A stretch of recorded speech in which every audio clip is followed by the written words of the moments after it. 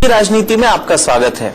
मैं अगर कंपनी का नाम लूंगा सैमसंग, तो आपके दिमाग में क्या आएगा? बहुत सारे लोग तो जानते होंगे कि ये कंपनी जो है ये साउथ कोरिया में हेडक्वार्टर्ड है, वहां की कंपनी है। पर इंडियन मार्केट पे लगभग इनका जैसे पूरा कब्जा हो। अगर मोबाइल का मार्केट देखो तो वो बहुत सक्सेसफुल कंपनी है। अगर मैं नाम लूंगा दूसरी कंपनी का ह्युंडई मोटर्स, तो ह्युंडई की गाड़ी काफी मतलब मिलियंस और काफी लाखों इंडियंस ने चलाई है। तो अगर आप देखें तो साउथ कोरिया जो देश है उसकी डेवलपमेंट को अगर देखें तो वो छोटा सा देश है। मतलब 30 साउथ कोरिया एक भारत में समा जाए, इतना छोटा देश है। पर जो प्रति व्यक्ति आय है साउथ कोरियंस की, वो एक भारतीय से 15 गुना ज्यादा है। पर ये वो कैसे कर पाए? कैसे वो एक ऐसे देश बन पाए कि वो मैन्युफैक्चरिंग सुपर पावर उनको कहा जाता है, जहां हर व्यक्ति के पास नौकरी है। और ऐसा क्यों है कि हम उनको जो भेजते हैं वो हम सिर्फ रॉ मटेरियल भेजते हैं, और फिनिश प्रोडक्ट्स जो है वैल्यू एडेड प्रोडक्ट्स वो हमको एक्सपोर्ट करते हैं। ये सब कुछ कैसे हो गया? और भारत और साउथ कोरिया का जो ट्रेड है उसका टारगेट अभी हमने रखा है $50 बिलियन, जो 50 अरब डॉलर। क्या ये मुमकिन हो सकता है आने वाले दिनों में? ये सब हम जानेंगे एम्बेसडर स्कंद तायल के साथ। एम्बेसडर तायल साहब पहले साउथ कोरिया में भारत के राजदूत रह चुके हैं और वो हमसे इस बात पर चर्चा करेंगे। तायल साहब, आपका बहुत बहुत स्वागत है नीति राजनीति में। तो अगर आप ओपनिंग में हमारे सारे व्यूअर्स को ये समझा सकें कि ये साउथ कोरिया का इतना ज्यादा डेवलपमेंट पिछले 50 सालों में कैसे हो पाया कि वो मतलब भारत से 15 गुना ज्यादा प्रति व्यक्ति आय है एक साउथ कोरियन की। हमारे $2000 है, उनकी 31,000 है। ये कैसे हो गया? मैं पहले तो ये कहूंगा कि भारत और कोरिया की जो हिस्ट्री रही है वो कहीं ना कहीं थोड़ी सी मिलती जुलती रही है। जैसे हम ब्रिटिश कॉलोनाइज देश थे और कोरिया पूरा जापान ने कॉलोनाइज किया हुआ था 1910 से। 1945 में जापान हार गया तो कोरिया इंडिपेंडेंट हो गया। पर अनफॉर्चुनेटली कोरिया का भी डिवीजन हो गया, नॉर्थ कोरिया और साउथ कोरिया हो गए, वो जैसा भारत का डिवीजन हुआ भारत और पाकिस्तान। पर देखिए सच्चाई ये है कि 1945 में जब कोरिया आजाद हुआ, 1947 में हम आजाद हुए, उस समय साउथ कोरिया, अब मैं जब कोरिया कह रहा हूं तो साउथ कोरिया की बात कर रहा हूं, जहां की ये सैमसंग और ह्युंडई कंपनियां हैं, उनकी हालत आर्थिक स्थिति हमसे खराब थी। अच्छा। हम टेक्नोलॉजिकली भी उनसे ज्यादा एडवांस थे। 1960 के दशक में हमने रेलवे वैगन्स कोरिया को सप्लाई किए थे, हमने इंडिया की। अच्छा। और आज की स्थिति देखिए। तो मैं जब वहां रहा तो बड़ा मुझे अचंभा होता था, कभी तकलीफ भी होती थी कि वो देश क्यों ऐसे आगे निकल गया और हम कहां पीछे रह गए, क्यों पीछे रह गए। तो इसमें मैं समझता हूं कि 2-3 चीजें हैं जिन पर उन्होंने ज्यादा ध्यान दिया और हम शायद कहीं ना कहीं पीछे रह गए। एक तो उनका जो वर्क एथिक्स है, उनका जो लेबर है, वर्कर है, टीचर है, इंजीनियर है, कोई कहीं सरकारी है, गैर सरकारी है, वो पूरा मन लगा के काम करता है। जो उसकी ड्यूटी है वो करता है। ये नहीं कि उसमें आनाकानी करे। पूरा समय का अगर वो कहते हैं कि 9 बजे से दफ्तर शुरू होगा तो 9 बजे से 5 मिनट पहले उनका हर एक आदमी अपनी सीट पर बैठ जाएगा। हमारे देश की क्या हालत है आप सब लोग अच्छी तरह जानते हैं। दूसरा, उन्होंने शुरू से ही शिक्षा पर बहुत जोर दिया। वो 20% पे उनकी लिटरेसी थी, जो कि उन्होंने 20 साल में मतलब 70 तक आते आते 95% कर दी। अच्छा। भारतवर्ष में अब भी गवर्नमेंट कहती है 70% लिटरेसी है, पर हम सब जानते हैं कि जो सबके लिटरेट है वो एक सेंटेंस आदमी नहीं लिख सकता। तो एजुकेशन पर हमने ध्यान नहीं दिया। मैं समझता हूं कि हमारा देश उसकी वजह से बहुत ही इस समय नुकसान उठा रहा है, क्योंकि जो हमारी वर्कफोर्स है वो लिटरेट नहीं है, स्किल्ड नहीं है। दूसरी तरफ देखा जाए कि उनकी जो भी सरकार रही, शुरू में ऑथोरिटेरियन सरकारें नहीं, बाद में डेमोक्रेटिक सरकारें नहीं, 1980 के बाद, उन्होंने क्या विश्व की आर्थिक स्थिति में चेंज हो रही है उसको पहले से ही देखा, भांपा, परखा और अपनी नीतियों को पहले ही बदल दिया। जैसे 1969 में उन्होंने इलेक्ट्रॉनिक्स का जैसे ही देखा कुछ आ रहा है, गवर्नमेंट ने एक पूरा इलेक्ट्रॉनिक्स कमेटी बनाई, अपने 2 इंस्टीट्यूट बनाए कि इलेक्ट्रॉनिक्स में जो रिसर्च करें, और कंपनियों से कहा कि भाई आप इस डायरेक्शन में जाइए, हम आपकी मदद करेंगे। तो सरकार की नीति हमेशा भविष्य को देखते हुए बदलती रही। और तीसरी चीज ये कहूंगा कि उनके जो कैपिटलिस्ट हैं, ये जब आपने हुंडई और सैमसंग का नाम दिया, ये सब 40 के दशक में, 50 के दशक में, 60 के दशक में ये कंपनियां बड़ी छोटी छोटी ट्रेडिंग कंपनियां थी, वो बढ़ के आज इतनी स्थिति पर पहुंच गई है कि सैमसंग का अपना टर्नओवर 220 बिलियन यूएस डॉलर्स का है, एक कंपनी का। तो उसमें एक गवर्नमेंट और इंडस्ट्री की बहुत ही अच्छी पार्टनरशिप रही, जिसका उनको फायदा मिला। लेकिन अगर आप इस तरह से देखें तो रिसर्च एंड डेवलपमेंट में वो कंट्री एक इकोनॉमिक पावर हाउस बनता चला गया। कुछ फैक्ट्स बताऊं तो जो सैमसंग है वो एप्पल को मोबाइल के स्क्रीन सप्लाई करता है, बहुत शायद लोगों को ये पता नहीं होगा। तो इसका मतलब जो ग्लोबल वैल्यू चेन है वो देश से लोग फिनिश गुड्स जिसको कहते हैं, जैसे भारत तो हम रॉ मटेरियल एक्सपोर्ट करते हैं, वो फिनिश गुड्स एक्सपोर्ट करते हैं। तो उनका क्या R&D और रिसर्च एंड डेवलपमेंट पे ज्यादा जोर रहा है उस देश का काफी सालों से? चरण जी, आपने बहुत ही अच्छा ये सवाल उठाया है।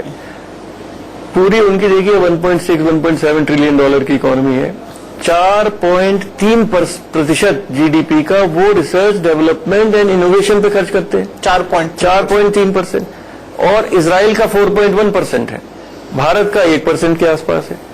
एक ब्लूमबर्ग जो कंपनी है, उन्होंने एक वर्ल्ड इनोवेशन इंडेक्स बनाया है, उसमें कोरिया नंबर 1 पर है। नंबर 1 पर जी, और भारत 54 नंबर पर है। तो वो करते क्या है कि रिसर्च में, देखिए हमारे यहाँ रिसर्च होती है, अब बहुत सारे सरकारी संस्थानों में होती है, अब क्या रिसर्च होती है वही लोग जानते हैं। 30% जो भी रिसर्च का खर्चा है वो गवर्नमेंट देती है, 70% इंडस्ट्री से आता है, प्राइवेट सेक्टर करता है। प्राइवेट सेक्टर बताता है कि भाई ये आप करिए और उसको हम इमीडिएटली अप्लाई करेंगे और उससे देश को भी फायदा होगा और इकोनॉमी को भी फायदा होगा।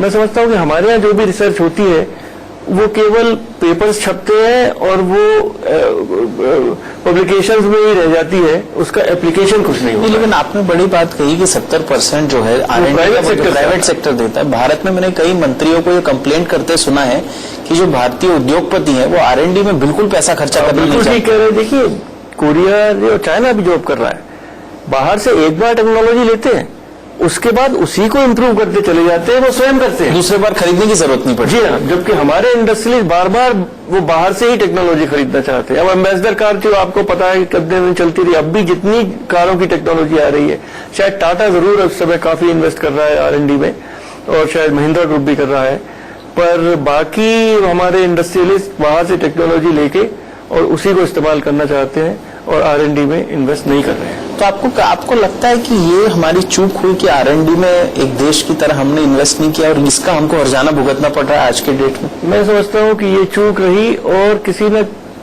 जहाँ गवर्नमेंट ने केवल अपने आप किया वो तो देखिए स्ट्रेटेजिक है, जैसे इसरो है या एटॉमिक एनर्जी, वो अलग चीज है। पर जहाँ भी एप्लीकेशन वाली जो रिसर्च थी उसमें प्राइवेट सेक्टर को साथ लेकर चलना चाहिए था, और जो रिसर्चर्स हैं उनको ये कहना चाहिए था कि आप ग्रांट लेके आइए प्राइवेट सेक्टर से। क्योंकि मैं आपको बताना चाहूंगा, जैसे ये मोबाइल है, जैसे ये आईफोन है, साउथ कोरिया के पास सैमसंग है, चाइना के पास हुआवी है या दूसरा जो वीवो, ओप्पो और MI, इनके मोबाइल्स हैं। अमेरिका के पास जैसे मैंने कहा आईफोन है, साउथ कोरिया के पास सैमसंग है।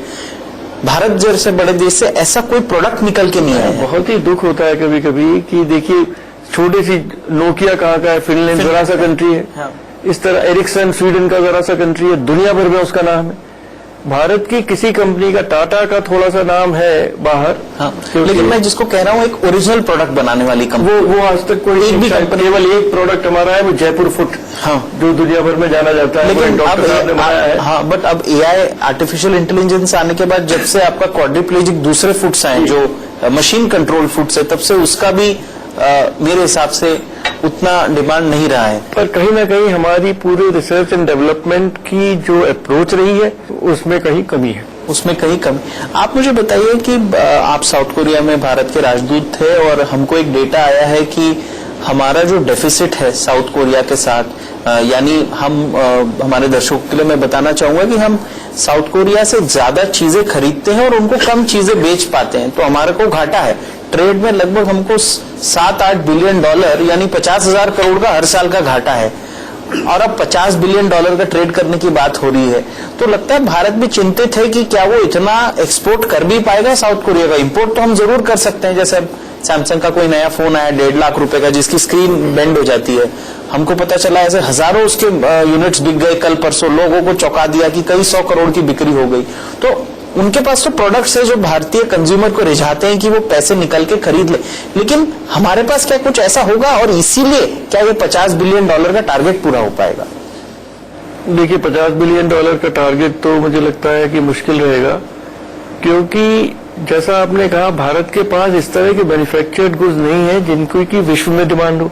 हम अपने ही मार्केट में देख रहे हैं कि मैन्युफैक्चर्ड गुड्स या तो कोरिया से आ रहा है या चाइना से आ रहा है, तो हमारी इंडस्ट्री कहीं ना कहीं या तो compete नहीं कर पा रही या कुछ उसको इतनी यहाँ काम करने में अभी भी असुविधा है। भारत में तरह तरह के अड़ंगे लगाते हैं, तरह तरह के रेगुलेशंस और कर्मचारी, सरकारी कर्मचारी, कि वो काम नहीं कर पाते। और अब तो इस तरह का रास्ता लगता है अपनाया है कि बड़ी बड़ी कंपनियां जो हैं वो भी इंपोर्ट करके और अपना ठप्पा लगा के बेचने का ज्यादा कोशिश करती मतलब है। जो भारतीय कंपनियां जो वो भी यही करती जो है। पहले मैन्युफैक्चरर करती थी जी, वो भी अब मैं बताऊं आपको, मैं एक एयर कंडीशनर खरीदना चाहता था, तो मैंने कहा कि मैं इंडिया में बना खरीदूंगा। तो मैंने एक बड़ी अच्छी कंपनी का नाम नहीं लूंगा, उसका मैंने खरीदा, पर पता लगा कि उसका कंप्रेसर चाइना में बना हुआ था। तो मतलब उसका दिल तो चाइना का बना हुआ था, होगा वो भारत का बना हुआ था। डब्बा भारत का बना। तो ये एक बहुत महत्वपूर्ण बात बताई एम्बेसडर तायल साहब ने कि वो एक एयर कंडीशनर खरीदने गए तो उन्होंने बोला नहीं मैं भारतीय जो मैन्युफैक्चरर है उसका खरीदूंगा। बाद में उनको पता चला कि उसका कंप्रेसर चाइना में बना हुआ था, यानी लगभग उसका 80% जो वैल्यू है वो सिर्फ इंडिया में उसका डब्बा बना हुआ था। बट साउथ कोरिया की बात कहते हुए उन्होंने कहा कि एक तो चिंता करने की बात है कि साउथ कोरिया सारे फिनिश प्रोडक्ट्स बनाता है जिसकी वैल्यू ज्यादा होती है, पर हम जो उनको एक्सपोर्ट करते हैं वो रॉ मटेरियल जैसी चीजें करते हैं जिसकी वैल्यू यानी जो उसके पैसे में दाम बहुत कम होते हैं। तो भारत को अगर भारत कुछ ऐसे प्रोडक्ट्स विकसित नहीं करेगा जो इन अ सेंस जिसको कह सकते हैं कि आप जिनकी कॉस्ट ज्यादा है यानी प्राइस ज्यादा है, और प्राइस किसकी ज्यादा होती है? कोई फिनिश प्रोडक्ट में, जैसे मोबाइल हो, कार हो, कैमरा हो, ऐसी चीजों के